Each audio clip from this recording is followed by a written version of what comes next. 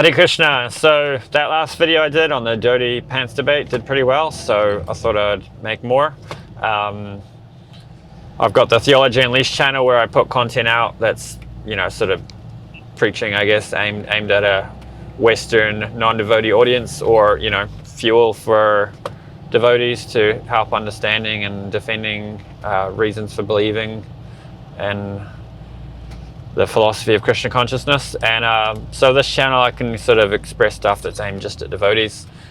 In this one I want to talk about bridge preaching programs and how they fall short. I was chatting to some devotees involved in the loft last night, and I could see there was some more understanding needed around this issue. How the conversation got onto that was I mentioned something about, just offhand, I was talking about how I got this channel and I made a video responding to the Dhoti pants debate, and one of the devotees responded saying, why would people be debating that?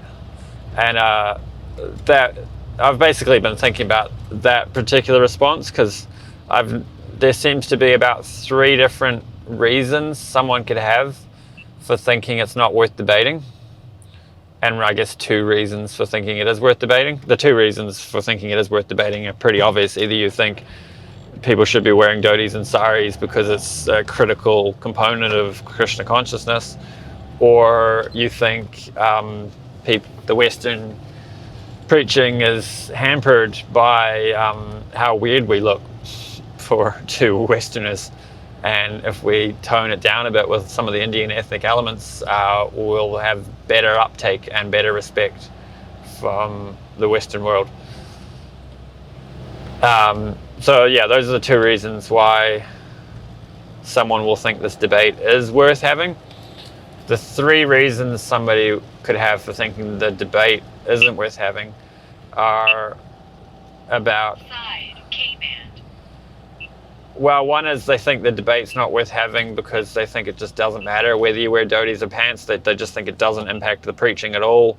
Wear them, don't wear them, whatever. Just be Krishna conscious and tell other people about Krishna. And purity is probably what these people are thinking is going to move the needle on the preaching, which obviously purity does move the needle. So that's one, and that stance is basically just saying, it's just taking one side of the debate. You're just saying you think that dhotis and saris don't hurt the preaching. But I guess that person, the reason they don't think the debate's worth having is because they also think you can be Krishna conscious and not wear dhoti and pants. Otherwise, they'd want to have the debate and argue that the removing Indian ethnic elements view, the Krishna West view, is incorrect and should be stomped down because it's removing a critical aspect of bhakti, namely 15th century Bengali dress mixed with some Islamic items too, such as the kurta. So yeah, the 2 other reasons are, one of them is about misunderstanding what is actually meant by what the actual goal here is of creating a Western bhakti culture, not just a bridge program. And the other one is not understanding the degree and extent to which people believe dhotis and saris are important and how those kind of beliefs hurt the preaching. So one of my points I've had in discussing with devotees on this subject is, I think as long as there's a contingent of devotees that believe you need to dhoti and sari up in order to be a serious devotee, that the Western mission is severely hampered by that kind of superstitious fanaticism.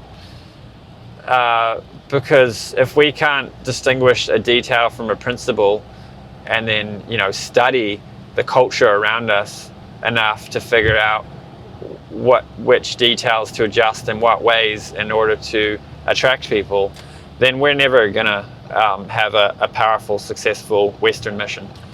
Another devotee told me they think the word Western mission is some new construct, but it's not. I mean, sure, it's a new terminology, but Prabhupada wanted to spread Krishna consciousness all over the world, and part of that is the West.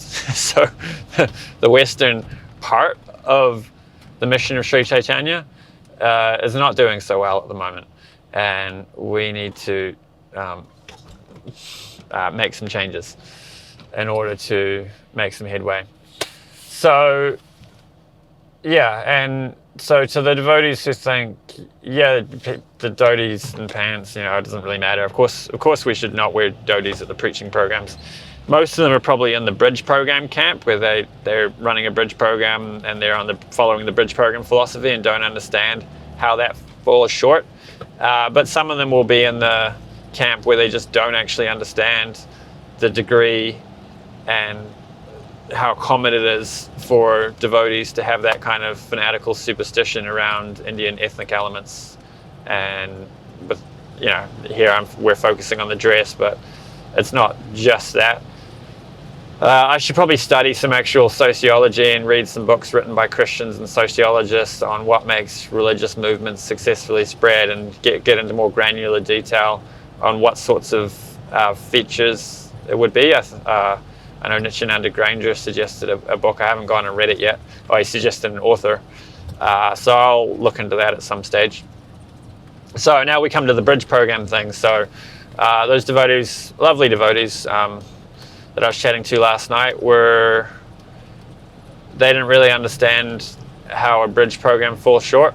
They're just like, yeah, of course you remove a few of the elements, and eventually once somebody joins, then they're going to come to the temple, and then it's full weirdos. So once somebody's that much signed up, what does it matter if they can handle the deities? Why can't they handle all the dress and all that sort of stuff too? And like one thing I want to say here, Chandrasekhar Acharya makes this point quite well. He talks about Woody Allen, and Woody Allen in one of his movies, he's sort of going through a crisis and checking out the Hare Krishnas, and then when he's wandering off and having his internal dialogue, he's saying, "Red light camera ahead. Who are you kidding? You're not going to shave your head and dress up like one of those guys."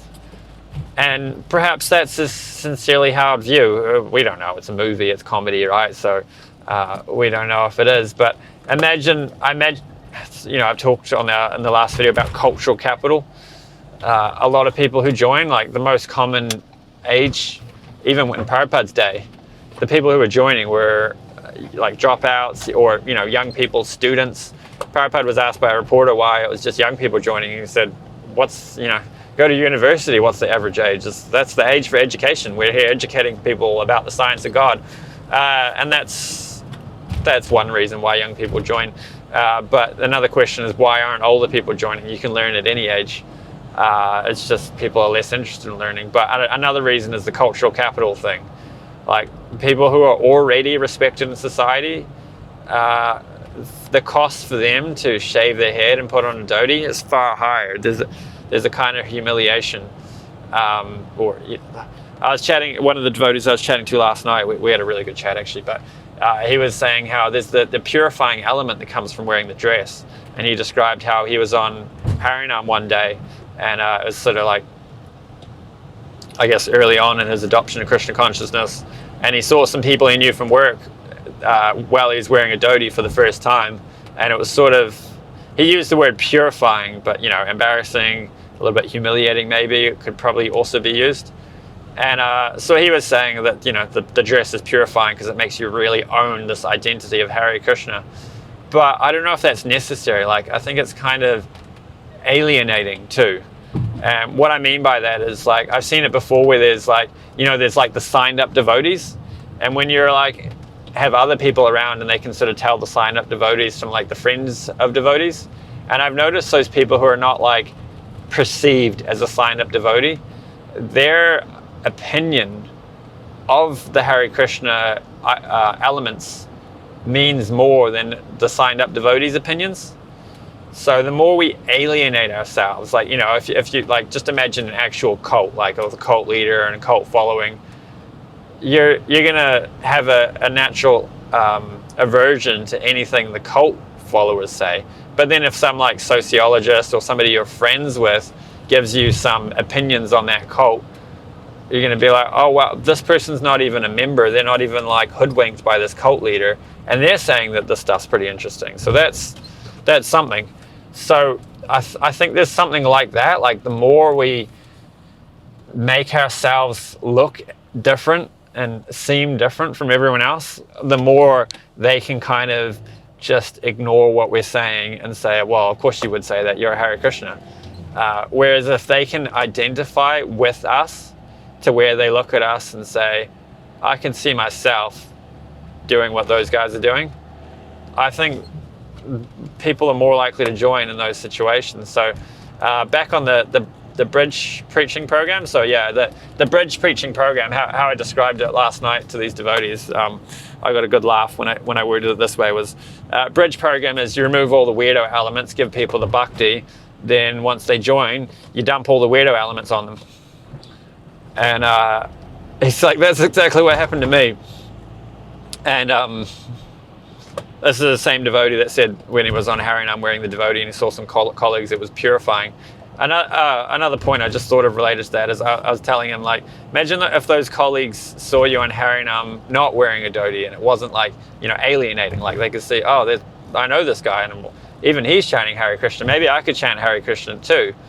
Like they might be more likely to get interested in it. But if it's like, oh wow, you're one of those guys now, huh? It just creates more barriers. So a bridge program is where the barriers are still there, you're just hiding them and you bring them in later, but it's still friction points, it's still barriers, it's still obstacles for people to take it up. You're just kind of dangling the carrot and hiding the stick. I mean, I guess the stick and carrot analogy isn't perfect for this, but in marketing and business, you try to remove as many friction points as possible. All we're doing is delaying the friction points. They're still there and they're not necessary. They don't have to be there. They're not part of bhakti. They're not like, you don't need to be embarrassed in front of your colleagues in order to get purified in Krishna consciousness. You can just chant Hare Krishna, associate with devotees, eat prasadam, study the philosophy and apply the philosophy, and no part of that is there anything where we need to dress like 15th century Bengalis to get embarrassed in front of our colleagues. So like the real power that comes from a Western culture of bhakti as opposed to a bridge program where we're sort of like pretending that we're a Western culture of bhakti, but actually that's all for show. It's like doing something for show is just not anywhere near as powerful as just giving people a consistent message the whole way across. If the marketing is consistent all the way across, if this is the product, this is, what if you're interested in this is where you're going to get it. And then as soon as people sign up, we're like, oh yeah, but you need all these other things too that I know you weren't interested in them, but you're going to get them because that's what we want to give you. It's just not helpful. And they talk about, like, the bridge program is a certain cultivated environment where it's like, here we're doing our curated messaging for the people to join, and then when we are just among ourselves, we'll go full weirdo. And I was saying, like, imagine like this program we're at now, like if we had a Western culture of bhakti, a non-devotee Westerner could just walk in off the street and saying, oh, this is nice vibes here. These guys are all, happy. The food's nice, the music's nice, the conversations are, really upbeat, really respectful, and they could see, oh, this is vibing. This is something I'd like to be around more.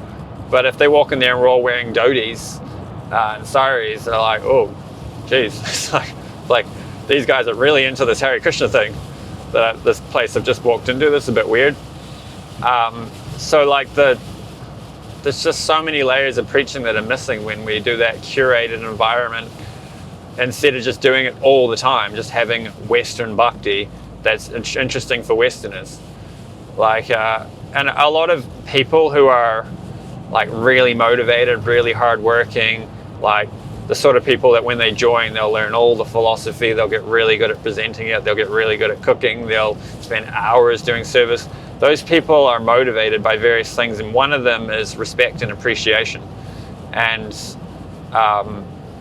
they want to be not only respected and appreciated by Hare Krishnas, they want to be respected and appreciated by broader society. And if they can see, oh, if I take this up and start dressing like that, people are going to think I'm weird, that takes away one of their motivations. They think, well, I'm already respected for, you know, all the hard work I do and all the intelligence I've got and, you know, all the things I do in my job. Why would I go and do this same kind of hard work for these Hare Krishnas if it means I'm going to lose respect from these other people that I have respecting me now? We need to set it up so that people can become a Hare Krishna without there being any kind of embarrassment or humiliation from their existing network of people who respect them. I think that's probably a good note to finish on. Well, one final point I make is what Prabhupada really wanted was, his initial plan was to get first-class people to join, which is the kind of people that are motivated by the things that this... Actually, I got a few more points to make. The kind of people that are motivated by some of the things that these friction points demotivate. So we just remove these friction points and we get more motivation. Prabhupada wanted first-class people to join. His plan A didn't work, and plan B was to take, you know, the sort of hippies and dropouts and whatnot that were joining and just, you know, put them to work and do what he could. But I think we should revitalize this goal of getting first-class people to join. The final point I want to make is about like often devotees will say in reply to these Krishna West points that